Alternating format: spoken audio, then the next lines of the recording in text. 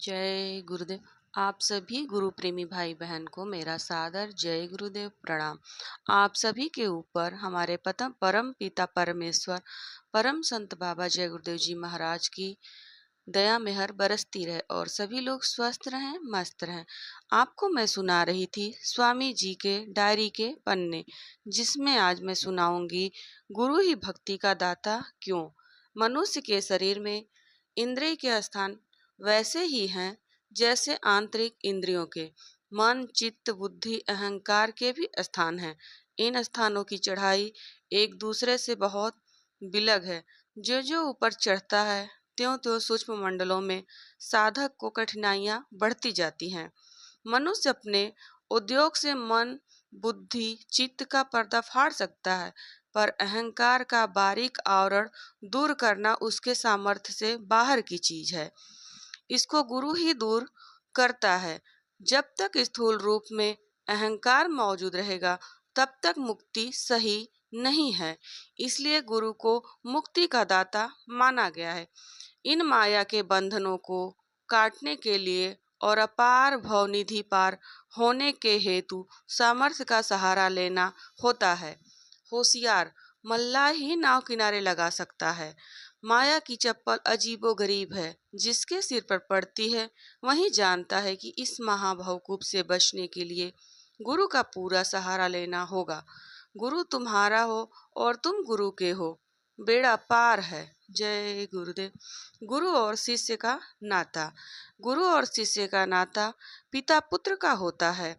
दोनों मिले जुले होते हैं। आपस की जो संपत्ति होती है वह एक दूसरे की होती है। पुत्र की आवश्यकता पर पिता बेखटक देता है और पिता की जरूरत पर पुत्र देता है। न पिता हिचकिचाता है और न पुत्र हिचकिचाता है। इस तरह गुरु और शिष्य हर क्रिया में मिले जुले रहते हैं। गुरु शिष्य में से इतना प्रेम करता है कि उसे अपने क्रिया का भाव भी नहीं रहता। जो क्रिया होती है वह गुरु की, ऐसे शिष्य को कुछ नहीं करना है। परंतु शिष्य ऐसा बिरला नजर आता है। गुरु भाव में लीन हुए शिष्य संसार भर में बहुत ही गिने गिने होते हैं। गुरु की कृपा देखो कि चंद दिन में हमारा जीवन बदल दिया।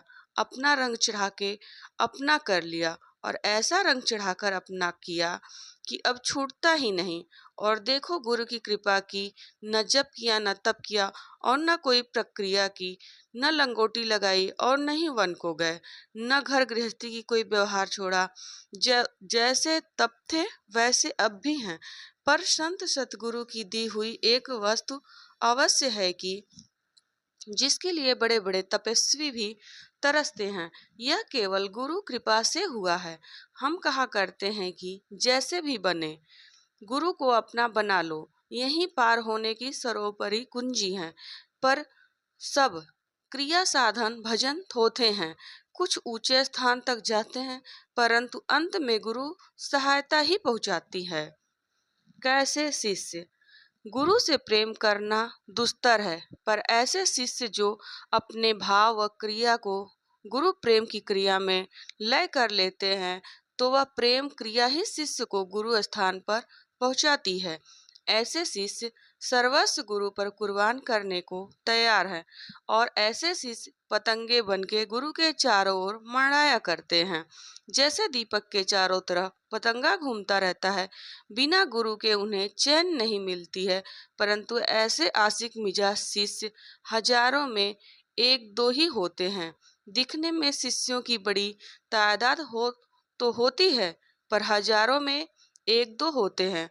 हजारों तो यह लोक परलोक की लालसाओं को देखकर आते हैं, लेकर आते हैं अपना मतलब गांठने के लिए। गुरु की आवा भगत करते हैं। गुरु से उनका कोई स्नेह नहीं होता है, न एकत्व भाव उनके अंदर आता है। तन धन से जो सेवा उनकी करते हैं उसमें भी उनका अर्थ छुपा रहता है। यह सब से नीचे दर्जे के माने जाते हैं।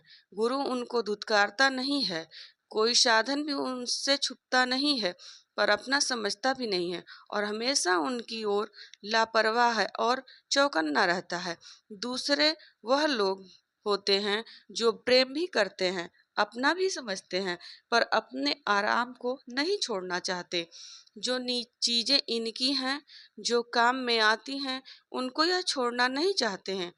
इफरात वस्तु अपनी जरूरत से ज्यादा बची है, उसे गुरु भेंट देना चाहते हैं। मन और मन में आपा बांध लिया कि गुरु के साथ हमने बहुत बड़ी सेवा की है। यदि गुरु भाव प्रकट न हुआ तो सत्संगी जनों के साथ यह भाव पैदा हो जाता है कि मैं बहुत बड़ा गुरु मुख सेवादार हूँ, अ- और सत्संगी जनों को अपनी सेवा से नीचा समझना, यह विचार प्रकट हो जाता है।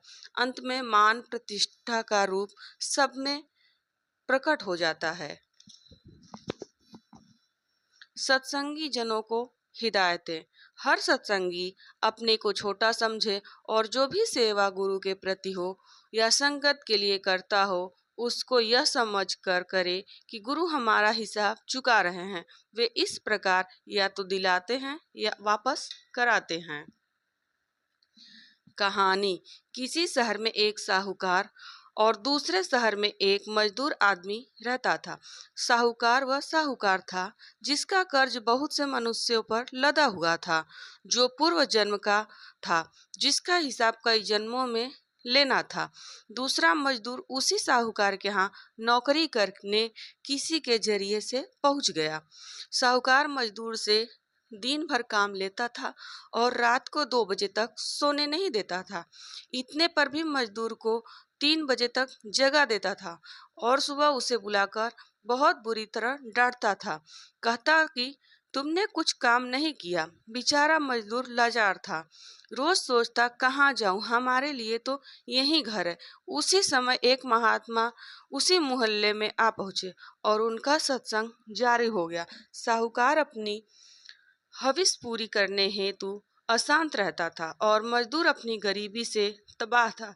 दोनों अपने अपने मर्ज में फंसे थे। सुना कि पहुंचे हुए महात्मा आए हैं, हर मर्ज की दवा देते हैं। मजदूर गरीबी दूर कराने पहुंचा और साहूकार यह इच्छा लेकर पहुंचा कि हमें ध्यान प्राप्त हो जाए। यह भाव लेकर दोनों महात्मा जी के पास पहुंचे। इन दोनों के पहुंचते ही महात्मा जी सत्संग में बोले कि सुनो प्रेमी जनों, लेनदार और देनदार असाध्य मरीज आ पहुंचे हैं। महात्मा जी के सत्संग में लाखों की भीड़ होती थी। महात्मा जी ने साहूकार को सारे सत्संग का हेड कैशियर बनाया और कहा कि तुम मनमानी रुपया खर्च करो, तुमको पूरा अधिकार है। और मजदूर से महात्मा जी ने कहा कि तुम हेड कैशियर के साथ रहना, जो वे कहें उसको पूरा करना। साहूकार रुपया पाकर और साथ साथ बहुत आदर मान सत्संग में पाकर बहुत खुश हुआ और सोचने लगा कि मुझे यहाँ मुफ्त में सब चीजें प्राप्त हुई हैं, और शांत हो गया। मजदूर सोचने लगा कि मैं अपने मालिक के साथ हूँ, हर प्रकार का मुझे आराम है। महात्मा जी ने सेवा कराकर उस साहूकार का धन अदा करा दिया और साहूकार ने जिन लोगों को धन दिया था वह धन मान से प्राप्त किया। संत जन हर तरह से जीव के कर्जे को अदा करा देते हैं। जीव अपनी अज्ञानता में यह सूझ नहीं पैदा कर पाता कि संत जन कितनी भारी दया करते हैं। जय गुरुदेव। आप सभी को अगर मेरा चैनल अच्छा लगे तो लाइक करें, शेयर करें, कमेंट करें और मेरे चैनल को सब्सक्राइब करें ताकि आने वाली वीडियो की नोटिफिकेशन आपको मिल सके। जय गुरुदेव।